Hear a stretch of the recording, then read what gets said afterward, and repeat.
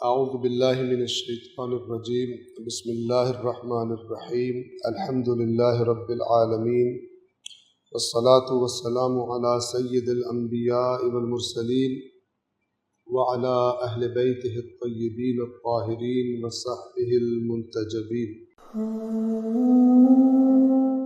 اعوذ باللہ من الشیطان الرجیم بسم اللہ الرحمن الرحیم۔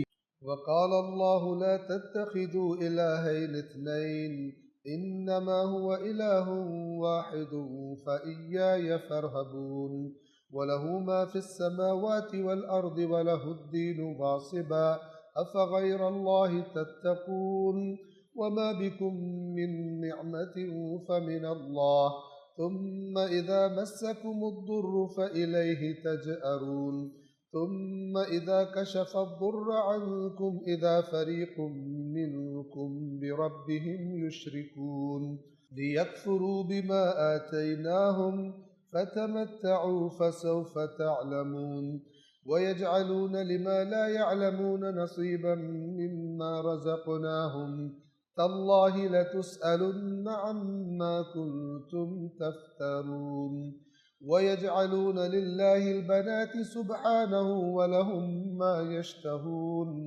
وإذا بشر أحدهم بالأنثى ظل وجهه مسودا وهو كظيم يتوارى من القوم من سوء ما بشر به أيمسكه على هون أم يدسه في التراب ألا ساء ما يحكمون للذين لا يؤمنون بالآخرة مثل السوء ولله المثل الأعلى وهو العزيز الحكيم۔ آیت نمبر 51 وہی توحید کی بحث ہے، مکی سورہ ہے یہ، اور مکہ میں جو بنیادی ترین جنگ تھی وہ توحید اور شرک کی جنگ تھی، اور یہ بیماری ایسی ہے کہ اگر آپ گزشتہ ادیان کی جو سرنوشت قرآن نے بتائی ہے اس کو دیکھیں تو ان کے بارے میں بھی اللہ تعالیٰ فرماتا ہے کہ ان کے نبی تو توحید لے کر آئے تھے ان کے لیے، لیکن اس کے بعد انہی کے نام پہ انہوں نے شرک کرنا شروع کر دیا۔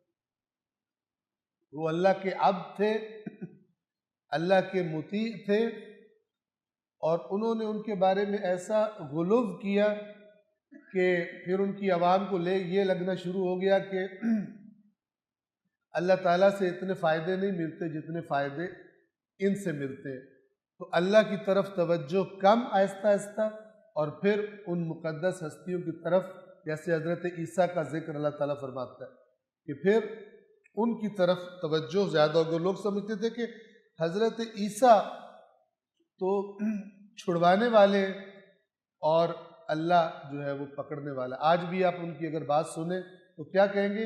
عیسیٰ کی وجہ سے ہم نے نجات پانی، اللہ تعالیٰ ہم عیسیٰ کی وجہ سے ہمارے گناہ بخشے جائیں۔ اور یہ تصور بالعموم لا شعوری طور پر، دیدہ دانستہ نہیں، لا شعوری طور پر پایا جاتا ہے ادیان کے پیروکاروں میں، مسلمانوں میں بھی بہت سارے لوگ، کہ جو یہ سمجھتے ہیں کہ اللہ تبارک و تعالیٰ تو قیامت کے دن یعنی بڑا غضبناک ہو کے بیٹھا ہوگا، اور وہ تو پکڑ رہا ہوگا بڑی سختی سے۔ اور مثلا ہمارے پیران اور مرشدان اور مقدس ہستیاں یہ ہمیں اللہ سے نجات دلوائیں، یہ بالکل باطل ہے، اس کو سمجھ لیں۔ قیامت کے دن اگر شفاعت کا تصور ہے تو وہ بِإِذْنِ اللہ ہے، اللہ کہے گا کہ یہ کر لیں۔ اور صرف یہ نہیں، قرآنی تصور شفاعت، جس کی شفاعت کرنی ہے اس کا بھی اذن دے گا، آپ کر لو اور اس کی شفاعت کر لو۔ یہ ہے قرآن۔ اس کے بعد کا قرآن سے ہٹ کر تصور جہاں سے بھی لے کر آئے وہ خود ذمہ دار ہے۔ قیامت کے دن پتہ چلے کہ جو ہم نے بنایا تھا وہ تو کچھ اور نکل آیا، جیسے خود اللہ فرماتا بھی ہے کہ قیامت کے دن وَبَدَا لَهُم مِّنَ اللَّهِ مَا لَمْ يَكُونُوا يَحْتَسِبُونَ، اللہ کی طرف سے وہ چیز ان کے سامنے آئی کہ جس کا انہوں نے حساب ہی نہیں کیا تھا، ان کے حساب اور تھے، اللہ کی طرف سے قیامت اور طریقے سے ان کے سامنے آئی۔ لہذا صحیح حساب کس کا ہے؟ جس کا حساب اللہ کے قرآن کے مطابق ہے، اس سے ٹکراتا ہوا نہیں ہے قیامت کا تصور۔ تو اللہ تبارک و تعالیٰ کا اذن ہوگا، یعنی شفاعت بھی اللہ ہی کی رحمت ہوگی، نہ کہ اللہ کہہ رہا ہوگا، اللہ کہہ دے گا میں نے اسے پکڑنا ہے، اور وہ حضرت عیسیٰ کہیں گے چھوڑ دو، رسول اللہ پاک کہیں گے یا اللہ چھوڑ دے میرا بندہ ہے، یا جو بھی پیر جو بھی بنایا ہوا ہے وہ اللہ جیسے قصے بھی سناتے ہیں پیروں کی شان بڑھانے کے لیے کہ اللہ تعالیٰ نے تو پکڑ لیا تھا، پیر نے ضد کر دی کہ چھوڑ دو، مرشد نے ضد کر دی، اور سننے والی عوام کو بھی پھر ظاہر ہے کس سے زیادہ پیار ہوگا، پکڑنے والے سے یا چھڑانے والے سے؟ اس طرح اللہ کی قدر کم کرتے ہیں اس قسم کے خرافات بیان کرنے والے اپنی اپنی عوام کی نظروں میں۔ آپ خود سوچیں نا، اللہ نے پکڑا ہوا ہے، وہ آئے اور انہوں نے کہا چھوڑ دو، تو پھر کس سے زیادہ پیار ہونا چاہیے؟ کس کی طرف زیادہ توجہ ہونی چاہیے؟ کس کے نذرانے پیش کرنے چاہیے؟ کس کے لیے قربانیاں دینی چاہیے؟ کس کے لیے؟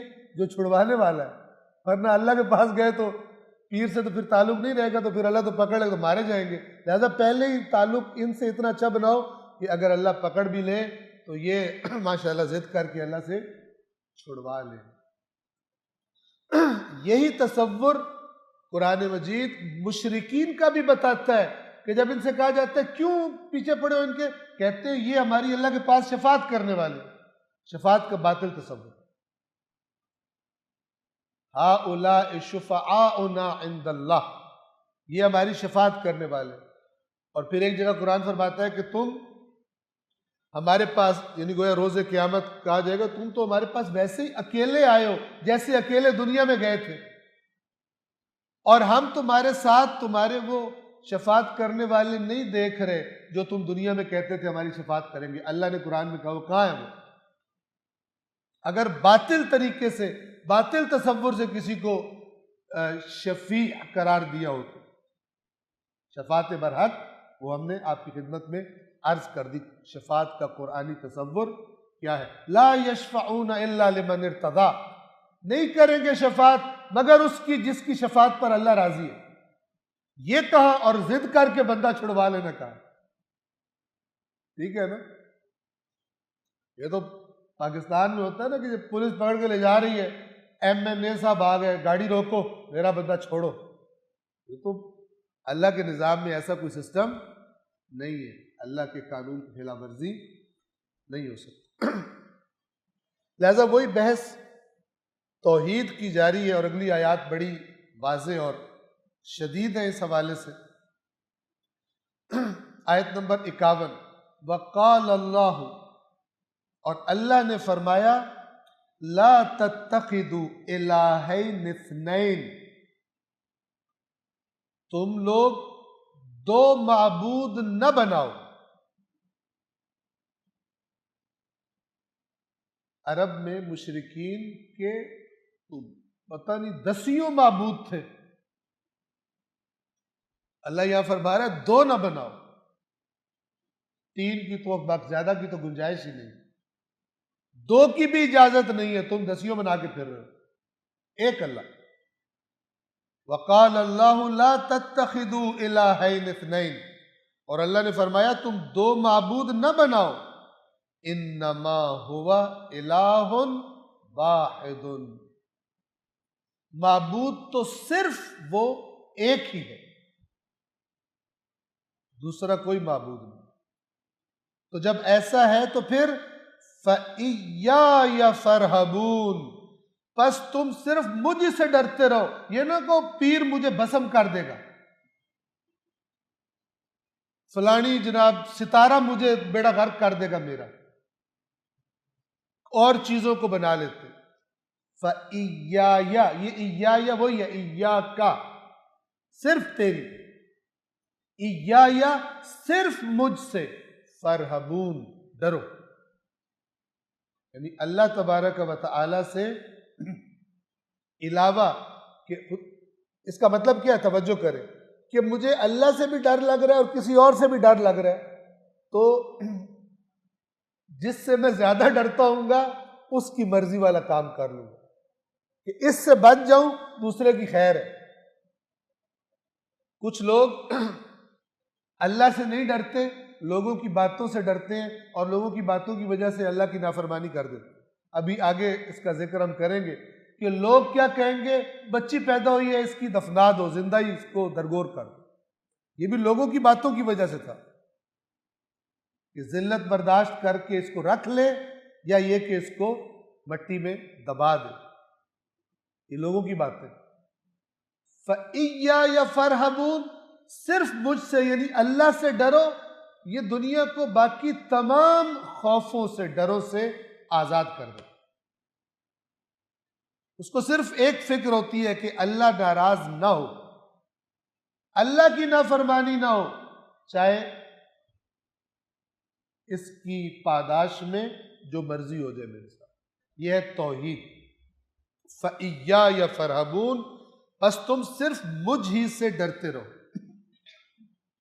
آیت نمبر 52 وَلَهُ مَا فِي السَّمَاوَاتِ وَالْأَرْضِ، اور جو کچھ آسمانوں اور زمین میں ہے صرف اسی کا ہے۔ یہ کتنی دفعہ ریپیٹ ہوا ہے؟ کبھی ان الفاظ میں لَهُ مُلْكُ السَّمَاوَاتِ وَالْأَرْضِ، زمین اور آسمان کی سلطنت، ملک، بادشاہت صرف اسی کی ہے۔ کبھی فرماتا ہے لَهُ مَا فِي السَّمَاوَاتِ وَالْأَرْضِ، یعنی مالک بھی وہی ہے۔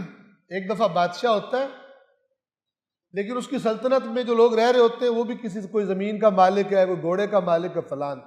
اللہ تعالیٰ نے دونوں چیزیں رد کی، نہ کوئی اس کے سوا مالک ہے اپنے آپ کو مالک سمجھے، اور نہ ہی کوئی اپنے آپ کو اقتدار والا سمجھے کہ کائنات میں اللہ کے اقتدار میں بھی کوئی شریک ہے۔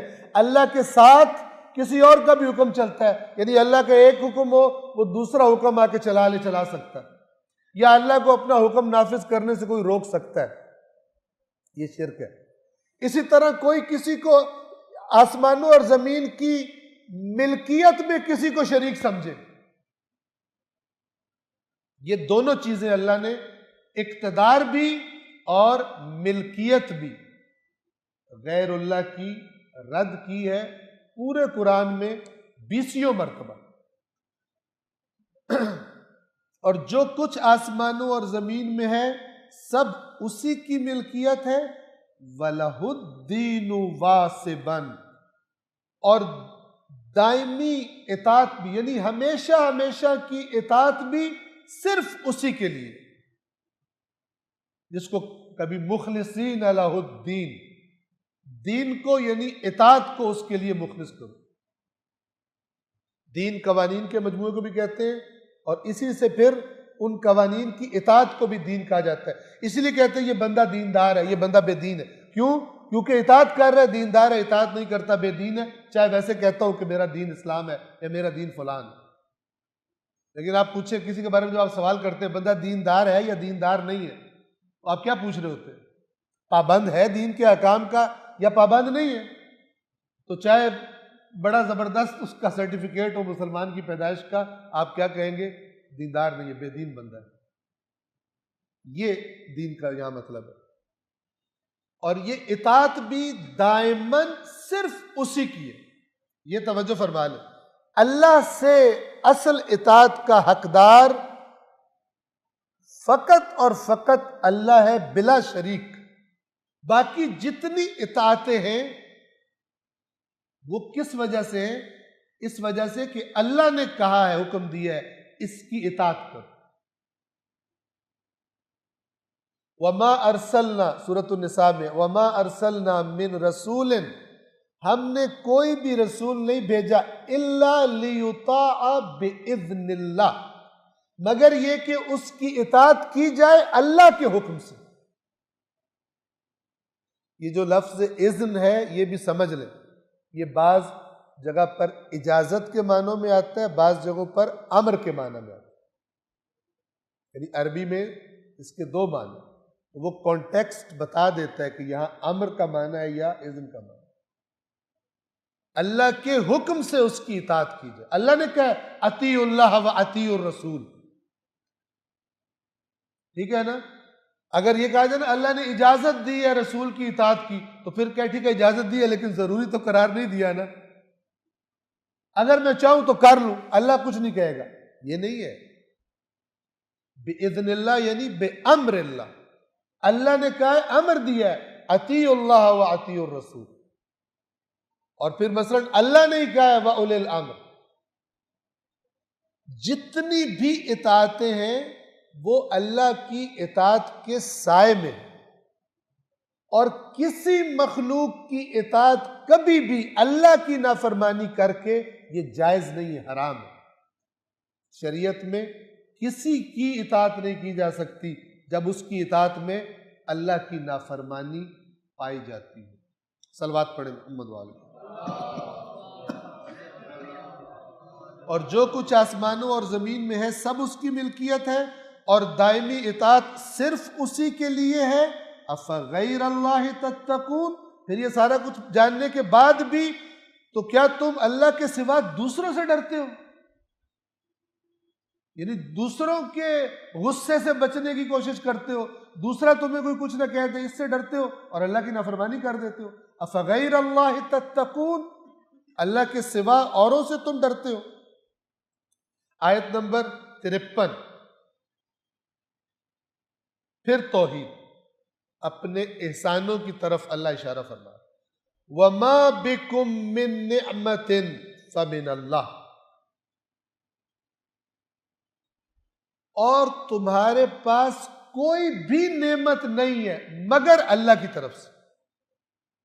یعنی تمہیں جتنی نعمتیں ملی ہیں صرف اللہ کی طرف سے ملی. اب یہ بڑی توجہ سے سننے والی آیت. ثم اذا مسکم الضر. پھر جب تمہیں کوئی تکلیف پہنچتی ہے، مس کرتی ہے، تم پہ آ جاتی ہے، تمہیں ٹچ کرتی ہے، فَإِلَيْهِ تَجْأَرُونَ. تو تم صرف اسی کو پکارتے ہو، اسی کے سامنے چیخ و پکار کرنے لگتے. یعنی جب کسی مصیبت میں پھنس جاتے ہو تو تم نے جو اللہ کے شریکوں والا سسٹم شروع کر لیا تھا وہ سارے تمہیں بھول جاتے. اور جب تمہاری جان کہیں پھنس جائے کسی بڑی مصیبت میں، جیسے قرآن ہی دیگر جگہوں پر مثال دیتا ہے کہ اگر کشتی چلی جا رہی ہو سمندر میں اور طوفان آ جائے اور بڑی بڑی لہریں اٹھ رہی ہوں اور لگے کہ غرق ہونے لگے ہیں، تو پھر تم خالص اس وقت اللہ کو پکارتے، پھر تمہارے باقی نظریات بھول جاتے. لیکن جب اللہ تمہیں نجات دے دیتا ہے، نارمل آتے ہو، پھر اللہ کے ساتھ شریک بنانے شروع کر دو. اور تمہیں جو بھی نعمت حاصل ہے وہ اللہ کی طرف سے ہے. پھر جب تمہیں کوئی تکلیف پہنچ جاتی ہے تو تم اسی کے حضور زاری کرتے ہو، پکارتے ہو اس کو، کہتے ہو کہ ہمیں نجات دلا. یہ اشارہ ہے اس فطری توحید کی طرف کہ جو آپ کسی ایتھیسٹ کو بھی لے جا کے پھینک دینا اس جگہ پر جہاں پہ کوئی نہیں ہے اس کے سامنے، اس کے اندر سے بھی اس کو یہی کہا جائے گا کہ تو ایک طاقت کو پکار کے جو تجھے یہاں سے نجات دے سکتی. فطرتاً انسان کے اندر یہ فیلنگ پائی جاتی ہے. جب وہ بالکل پھنس جاتا ہے تو یہ ابھر کے سامنے آ جاتی ہے، بیچارہ ہو جاتا ہے نا، تو پھر اس کا اندر کہتا ہے کہ تیرا چارہ ہے ایک، وہ تجھے بچا سکتا ہے. اس وقت سارے نظریات ادھر ادھر ختم ہو جاتے ہیں. ٹھیک ہے، لیکن جب نجات مل جاتی ہے پھر دوبارہ اپنے فلسفے شروع کر دیں، اپنے اس پر اللہ تعالیٰ کے ساتھ اوروں کو شریک بنانا شروع کر دیں. آیت نمبر 54. ثم اذا کشف الضر، یہ جو لفظ ہے نا فَإِلَيْهِ تَجْأَرُونَ، آیت نمبر 53 میں تجأرون، جب کوئی حیوان بہت زیادہ تکلیف میں ہوتا ہے، اس وقت جو آواز نکلتی ہے اس کے لیے یہ لفظ استعمال ہوتا ہے، اور پھر مراد وہی سخت تکلیف کی حالت میں آہو بکا کرنا اور پکارنا اور مدد کے لیے یہ لفظ استعمال کیا گیا یہاں پر۔ آیت نمبر 54، ثم اذا کشف الضر عنکم، پھر جب اللہ تم سے اس تکلیف کو دور کر دیتا ہے، اذا فریق منکم بربہم یشرکون، تو پھر تم میں سے کچھ لوگ اپنے رب کے ساتھ شریک ٹھہرانا شروع کر دیں۔ کہتے ہیں ہمارے پیر نے مدد کی ہے۔ کچھ جاہلوں نے اپنے بچوں کا نام رکھا ہو پیراں دتا، حالانکہ اللہ نے قرآن میں فرمایا ہے اللہ جسے چاہتا ہے بیٹے دیتا ہے، جسے چاہتا ہے بیٹیاں دیتا ہے۔ ان کی جرأت ہے، گستاخی ہے اللہ کے سامنے کہ اللہ کہہ رہا ہے میں دیتا ہوں، یہ کہتے ہیں پیراں دیتا، فلانے نے دیا، فلان۔ یہ عموماً معاشرے میں ایسی چیزیں دیکھنے میں آتی ہیں، پتہ نہیں یہ کہتے ہوئے کہ اللہ نے دیا کیا تکلیف ہوتی ہے، بنیاد خراب کر دی گئی۔ وہی کہ انسان سمجھتے ہیں کہ وہی اللہ تو بڑا سخت ہے، فلان ہے، ادھر سے کام ہو رہے۔ ثم اذا کشف الضر عنکم اذا فریق منکم بربہم یشرکون، پھر جب اللہ تم سے تکلیف کو دور کر دیتا ہے، اب یہاں پہ اللہ کیا کہہ رہا ہے؟ اللہ دور کر دیتا ہے تکلیف، تو تم میں سے کچھ لوگ اپنے رب کے ساتھ شریک ٹھہرائیں۔ 55 لِيَكْفُرُوا بِمَا آتَيْنَاهُمْ، تاکہ کفر کریں اس کا جو ہم نے انہیں عطا کیا۔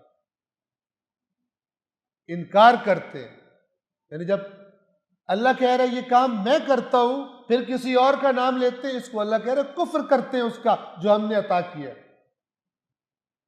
اور یہاں کفر سے مراد کفران نعمت، ناشکری کرتے ہیں اللہ کی جگہ اوروں کا شکر ادا کرتے ہیں۔ لِيَكْفُرُوا بِمَا آتَيْنَاهُمْ، تاکہ کفر کرے ان نعمتوں کا جو ہم نے انہیں عطا کی ہیں۔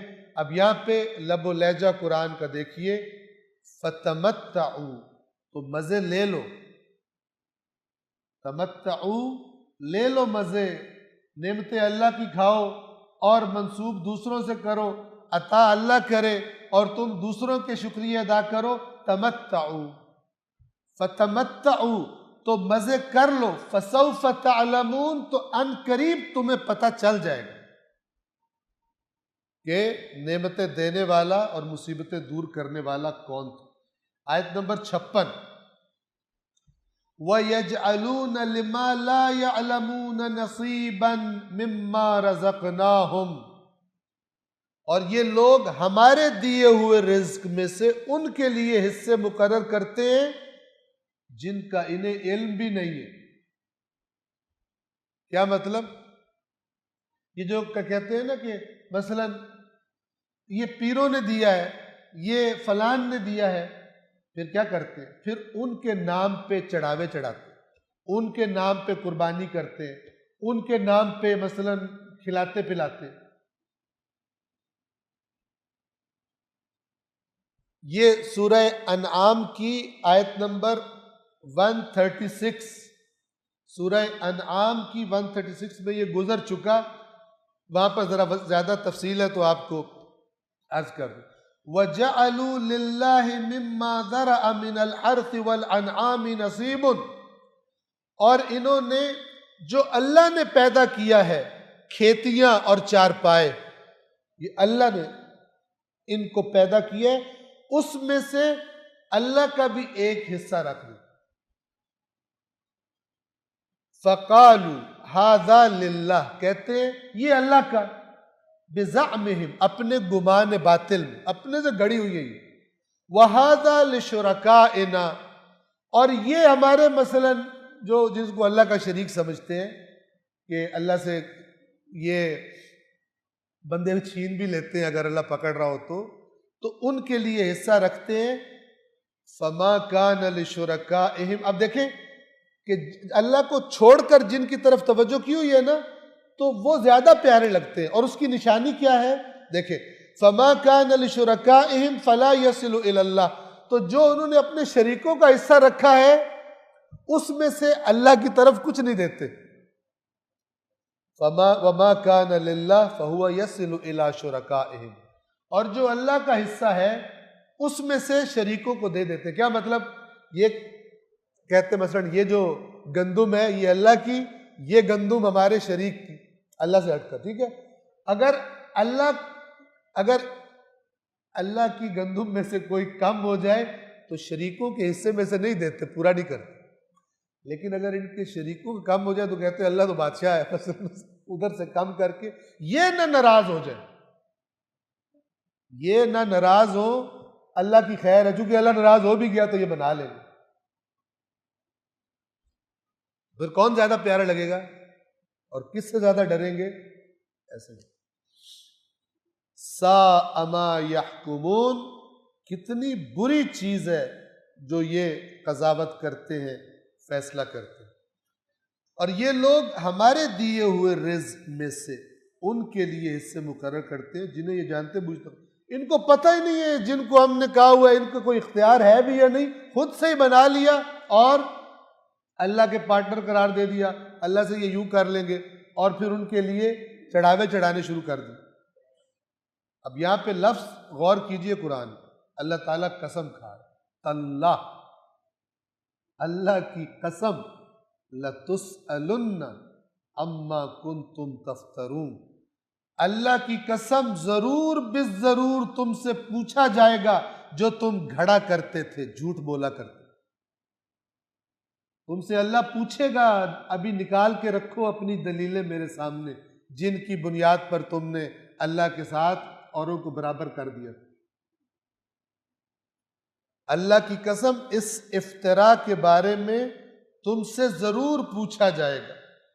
آیت نمبر 57 اور اس کے بعد کی چند آیات. ابھی تک تو شرک کی بات ہو رہی تھی اور اب وہ بری رسم کے جو میں نے پہلے اشارہ کیا، بچیوں کو زندہ درگور کر دو. جو اس کے بارے میں تاریخی واقعہ آیا ہے، چند واقعات آئے ہیں کہ یہ رسم شروع کیسے ہوئی تھی. کہ دو قبیلوں کی لڑائی ہو گئی اور جس کو شکست ہوئی اس قبیلے کی عورتیں جیتنے والے قبیلے نے وہ لے گئے اور ان سے شادیاں کر لی. کچھ عرصے کے بعد دونوں کی صلح ہوئی تو انہوں نے اپنی عورتوں سے، بچیوں سے کہا کہ ہمارے ساتھ واپس چلو. تو ان لڑکیوں نے اپنے شوہروں کے ساتھ رہنا پسند کیا اور ساتھ نہیں گئے. تو ان کو اپنی انسلٹ فیل ہوئی اور وہاں سے انہوں نے کہا کہ بچیاں جو ہیں یہ تو اس طرح کرتی، لہذا انہیں زندہ ہی نہیں رکھنا.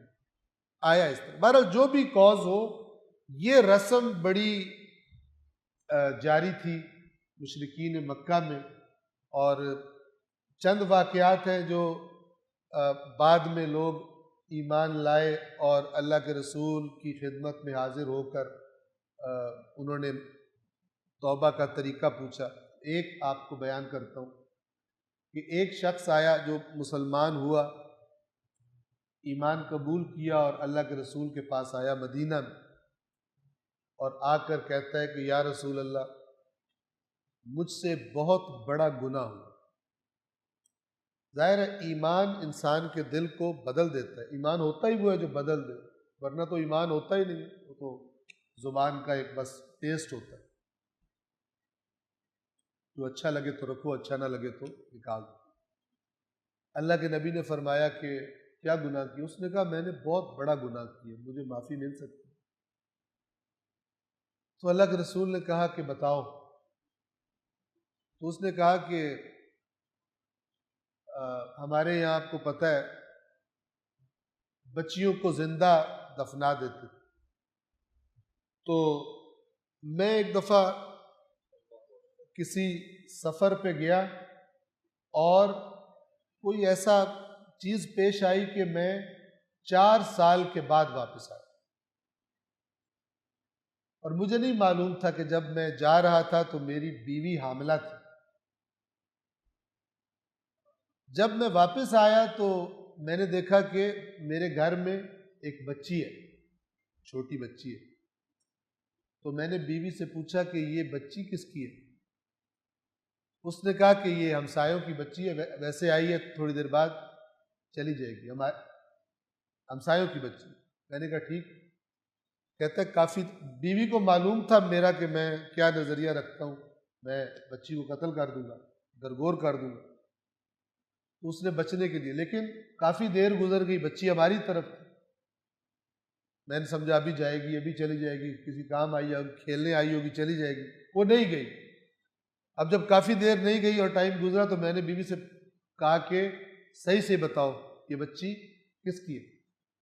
تو پھر اس نے کہا کہ جب آپ گئے تھے سفر پر تو میں حاملہ تھی اور میں نے اس بچی کو جنم دیا، اور اس لیے میں نے آپ سے جھوٹ بولا ہے کہ مجھے خوف ہے کہ آپ اس بچی کو قتل کریں۔ تو اس نے وہی کیا جس کا اس کی ماں کو ڈر تھا۔ اس نے بچی کو لیا، اب 3 سال کی ہوگی یا اس ایج کی ہوگی، تو یہ اس بچی کو لے گیا اور ایک ویرانے میں جا کر یہ خود اللہ کے نبی کو بیان کر رہا ہے۔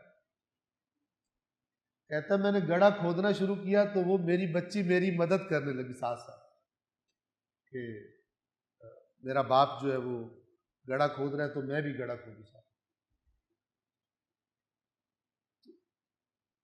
روایت کے لفظ یہ ہے کہ جب وہ یہاں پہ پہنچا تو رسول اللہ کی آنکھوں سے آنسو گرنا شروع ہوئے، کیونکہ سمجھ تو گئے تھے بھی اس نے کیا کیا۔ تو کہتے جب میں نے گڑھا کھود لیا تو میں نے اس کو اٹھا کے اندر پھینک دیا، دھکا دیا اس گڑھے میں۔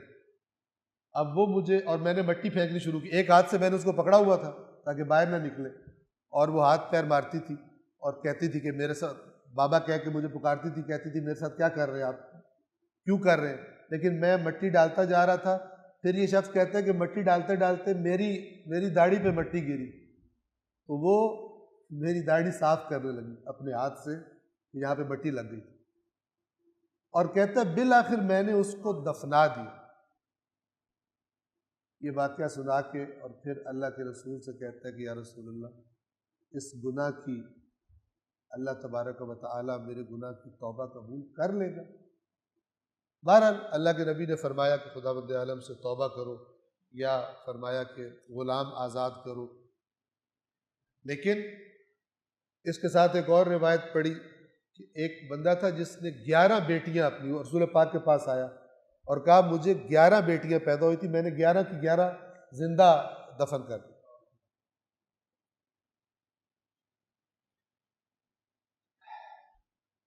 اب یہ اس رسم کے تناظر میں اللہ تبارک و تعالی یہاں پر فرما رہا ہے آیت نمبر 57 سے۔ اب دیکھیں انہیں بیٹیاں سخت ناپسند تھی جس کے درگور کر دیتے تھے، لیکن عجیب بات یہ تھی کہ جن کو انہوں نے اللہ کے شریک بنایا ہوا تھا، فرشتوں کے بت بنائے ہوئے تھے، مختلف چیزوں کے جن کو پوجتے تھے، ان میں سے زیادہ تر ان کے جو دیوتا وہ دیوتا نہیں تھے، وہ دیویاں تھیں، مؤنث رکھی ہوئی تھی۔ جیسے قرآن نے بتایا ہے کہ یہ کہتے تھے فرشتے اللہ کی بیٹیاں ہیں۔ اب دیکھیں اللہ سے دوری اور اللہ سے محبت نہ ہونے کا ایک یہ اظہار ہے کہ اگر پوچھا جائے تجھے بیٹا چاہیے یا بیٹی، کہے گا مجھے بالکل بیٹی نہیں چاہیے، بیٹا چاہیے۔ لیکن اللہ کے لیے بیٹیاں، اگر تم نے گھڑنا تھا یہ عقیدہ تو اللہ کے لیے بھی وہ پسند کرو جو اپنے لیے کرتے ہو۔ جس سے تمہیں نفرت ہے اللہ کے لیے تم نے جھوٹ بھی گھڑا ہے تو اس چیز کے بارے میں گھڑا ہے جو اپنے بارے میں تم نفرت کرتے ہو، لڑکیوں سے۔ وَيَجْعَلُونَ لِلَّهِ الْبَنَاتِ، اور اللہ کے لیے بیٹیاں قرار دیتے ہیں. سبحانہ، وہ پاک ہے. اب اس سبحانہ سے مطلب یہ نہیں ہے کہ بیٹیوں سے پاک ہے، وہ اولاد سے ہی، اس نقص سے ہی پاک ہے. اولاد جن کی ہوتی ہے وہ گویا کہ ان کا ایک نقص ہے جو پورا ہوتا ہے اولاد کی وجہ سے، کمی ہے. اللہ تبارک و تعالیٰ وہ ذات ہے جس کا نہ کوئی باپ ہے، نہ کوئی اولاد ہے، نہ کوئی بیوی ہے. لم یلد ولم یولد، نہ اس نے کسی کو جنا ہے اور نہ وہ کسی سے جنا گیا ہے. متخذ صاحبۃ ولا ولدا، نہ اس نے کوئی بیوی بنائی ہے اور نہ اس نے کوئی اولاد بنائی ہے. کس لیے بنائے؟ کوئی کمی نہیں ہے. انسان کا دل کرتا ہے میری اولاد ہو، میں اسے پالوں، مثلا میرا وارث. اللہ کو ضرورت نہیں، اس نے فوت نہیں ہونا، نہ اس نے بوڑھا ہونا ہے، وہ ہمیشہ سے ہے، ہمیشہ رہے گا. تو اولاد ہونا یہ گویا نقص ہے، اور اللہ کہتا ہے نقص میرے میں نہیں. لہذا یہاں پر وَيَجْعَلُونَ لِلَّهِ الْبَنَاتِ سُبْحَانَهُ، اور انہوں نے اللہ کے لیے بیٹیاں قرار دے رکھی ہیں یا بیٹیاں قرار دیتے ہیں، اور اللہ کی ذات اس سے پاک ہے. وَلَهُم مَّا يَشْتَهُونَ، اور اپنے لیے وہ پسند کرتے ہیں، جو اپنے لیے وہ قرار دیتے ہیں جو یہ چاہتے ہیں، جو انہیں پسند ہے، بیٹے. اور اگلی آیت میں اس کی وضاحت ہے کہ یہ اللہ نے کیوں بات کی. 58 میں وَإِذَا بُشِّرَ أَحَدُهُمْ بِالْأُنثَىٰ، اور جب ان میں سے کسی کو انثیٰ، ذکر کہتے ہیں مذکر کو، لڑکے کو، انثیٰ کہتے ہیں مؤنث کو، لڑکی کو، اور جب ان میں سے کسی کو بیٹی کی خبر دی جاتی ہے ظَلَّ وَجْهُهُ مُسْوَدًّا، تو اس کا چہرہ سیاہ پڑ جاتا،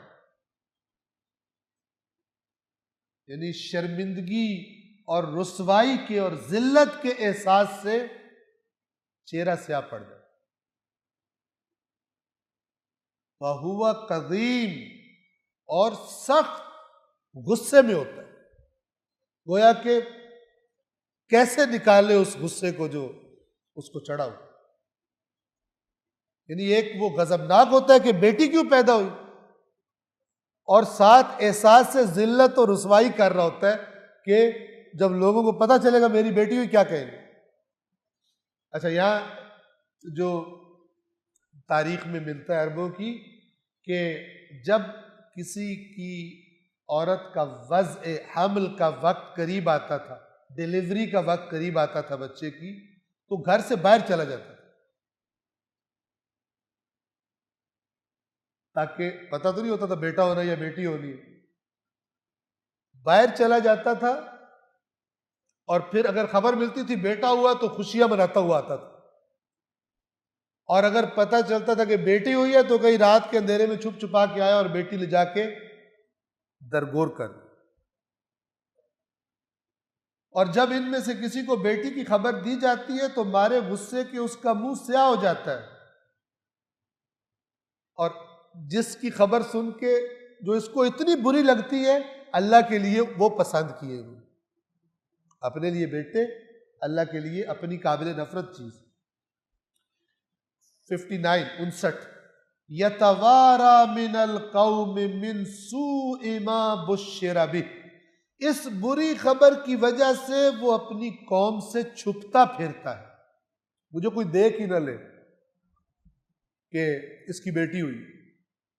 آپ اس کا تصور کریں آپ.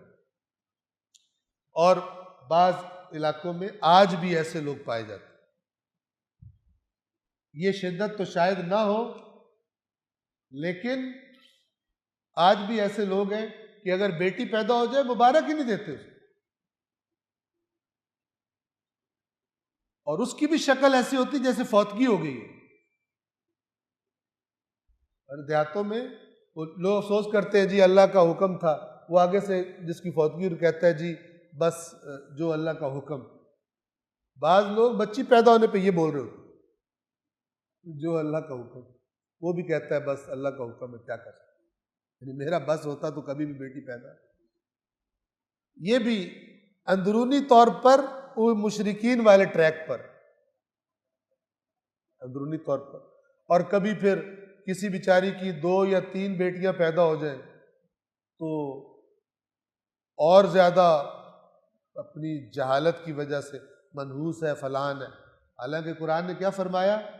یَہَبُ لِمَن یَشَاءُ اِنَاثًا، اللہ ہے جسے چاہتا ہے بیٹیاں دیتا ہے، وَيَهَبُ لِمَن یَشَاءُ الذُّکُورَ، اور جسے چاہتا ہے بیٹے دیتا ہے۔ اس کے بعد کسی کی جرت ہونی چاہیے کہ وہ عورت سے کہے کہ تو بیٹیاں کیوں پیدا کر رہی ہے، مگر یہ کہ اس جاہل کا یہ نہ ہو کہ اللہ نے دیا ہے اور یہ ہو کہ اس عورت کا کوئی عمل دخل ہے بیٹی پیدا کرنے،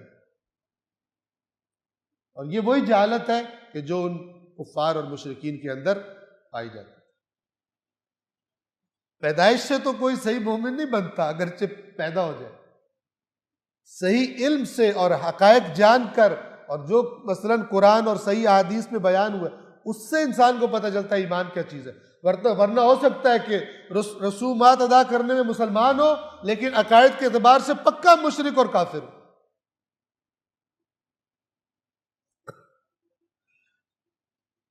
وہ اس بری خبر کی وجہ سے لوگوں سے چھپتا پھرتا ہے اور کیا سوچ رہا ہوتا ہے؟ اَيُمْسِكُهُ عَلَىٰ هَوْنٍ، کیا ذلت برداشت کر کے اسے رکھ لوں، ذلیل ہوتا رہوں لوگوں میں، لوگ کہے بیٹی والا بیٹی والا، یہ ذلت برداشت کر کے رکھ لوں، ام يَدُسُّهُ فِي التُّرَابِ، یا یہ کہ مٹی میں اسے دفنا دے۔ اس میں اور آخر میں فیصلہ زیادہ تر کیا ہوتا تھا؟ اس کو دفنا دیا۔ الا، آگاہ ہو جاؤ، خبردار ہو جاؤ، ساء ما یحکمون، یہ ساء کا لفظ وہی ہے جس سے سوء بنتا ہے، جس سے سیئہ برائی بنتا ہے۔ ساء برا ہے، ما یحکمون جو یہ فیصلہ کرتے ہیں، جو انہوں نے نظریہ اپنایا ہوا ہے، جو یہ فیصلہ کرتے ہیں بچیوں کو دفنا دینے کا، یہ برا ہے۔ اب دیکھیں یہ ان کی کیفیت تھی بیٹیوں کے بارے میں، اور اپنے پاس سے انہوں نے کہا کہ فرشتے اللہ کی بیٹیاں ہیں۔ بھائی تمہیں اپنے لیے بیٹیاں نہیں پسند، تم نے گھڑنا ہی ہے تو اللہ کے لیے بھی وہ گھڑو جو تمہیں پسند ہے، کہو فرشتے اللہ کے بیٹے ہیں۔ پھر اللہ نے قرآن میں کہا ہوا ہے اے رسول ان سے پوچھو تمہارے سامنے اللہ نے فرشتے خلق کیے کہ تمہیں پتہ چل گیا ہے کہ مؤنث ہے یا مذکر ہے۔ آیت نمبر 60، للذین لا یؤمنون بالآخرہ، ان سب برائیوں کی جڑ اللہ کہاں بتاتا ہے؟ آخرت پر، حساب کتاب پر ایمان نہ ہو۔ جب انسان کو ہونا کہ میں نے حساب دینا ہے، پھر پھونک پھونک کے قدم رکھتا ہے تاکہ پکڑا نہ جائے، لیکن اگر آخرت کو آپ نکال دیں پھر کون پکڑ سکتا؟ ٹھیک ہے نا؟ پھر انسان کا یا آپ آخرت کو جھٹلا دو تب بھی آزاد ہو، یا آپ کو یہ کہہ دیا جائے کہ آنی ہے قیامت لیکن تمہارا تو پار ہے کام، تمہیں تو کسی نے پکڑنا ہی کوئی نہیں، ٹھیک ہے؟ اس کا بھی بیڑا اسی طرح غرق ہوتا ہے جس طرح آخرت کو جھٹلانے والے کا غرق، چونکہ نہ اس کو ڈر ہے قیامت کا حساب کتاب کا، نہ اس کو ڈر ہے حساب کتاب۔ تو یہ جتنے تصورات ہیں، یہ جتنی اس قسم کی چاہے روایات کی شکل میں ہو، اور یہ اس طرح معنی بیان کیا جائے ان کا سننے والوں کو کہ کیا لگے کہ ہمارا تو یوں آ کے چھڑوا کے لے جائے، ہماری تو پکڑ نہیں ہونی، آخرت کا خوف نکل جائے، ٹھیک ہے؟ وہ خوف کہ جو محمد و آل محمد کو بھی ہے، قرآن نے گواہی دی ہوئی ہے۔ اور قرآن کے ساتھ کیا کیا ظلم انہوں نے، جب اپنے نظریات کے خلاف بات قرآن میں دیکھتے ہیں کہتے ہیں ظاہر پہ فیصلہ نہ کرو، تو پھر کس پہ فیصلہ کریں؟ اگر قرآن کا جو ظاہر ہے اگر اس پہ فیصلہ نہیں ہونا تو پھر کس پہ فیصلہ ہونا؟ یہ شیطان نے وہ راستہ بند کیا جو ہدایت کا اصلی راستہ تھا، نظریات کہاں چیک ہوں گے؟ مولا کائنات کو نہج البلاغہ میں فرما رہے ہیں اپنی آرا کو، اپنے نظریات کو قرآن کے سامنے پیش کرو، اور اگر نہ مل رہے ہوں تو اپنی آرا کو متہم کرو کہ وہ غلط ہے۔ انہوں نے مولا سے بھی ایک سٹیپ آگے لے لیا، کیا کہا؟ ظاہر قرآن کے ظاہر پہ جو ظاہری معنی سمجھ آ رہا ہے اس پہ پیش ہوگی، کہا اس ظاہر کے مطابق فیصلہ نہیں کیا جا سکتا، اور جو اس کا قائل ہو گیا پھر وہ آزاد ہے، چاہے قرآن مجید کے خلاف نظریات و عقائد بناتا پھرے، کیونکہ جب بھی کوئی اس سے کہے گا قرآن میں یہ لکھا ہے، وہ کہے گا ظاہر سے تو فیصلہ نہیں ہو سکتا قرآن پہ، تو پھر کس سے فیصلہ ہو سکتا ہے؟ ظاہر قرآن حجت ہے۔ آپ سوچیں کہ اللہ ایک کلام بول رہے ہیں، اللہ ایک کلام بتا رہے ہیں کہ جس سے سننے والوں کو ایک چیز سمجھ آ رہی ہے، اور پھر گویا اللہ ان سے کہہ رہا ہے کہ جو تمہیں سمجھ آ رہا ہے نا یہ ایویں ہی ہے، اس پہ فیصلہ مت کرنا۔ جو بندہ یہ بات کرتا ہے اس سے بڑی گستاخی اور جسارت اللہ کی ہو سکتی ہے کہ خداوند عالم میں قرآن میں بات کر رہا ہے، یہ کہہ رہے ہیں جو اللہ سے کلام جو تمہیں سمجھ آ رہا ہے نا اس پہ ڈیسیجن مت لینا، باقی ڈیسیجن پھر شیطان کرے گا۔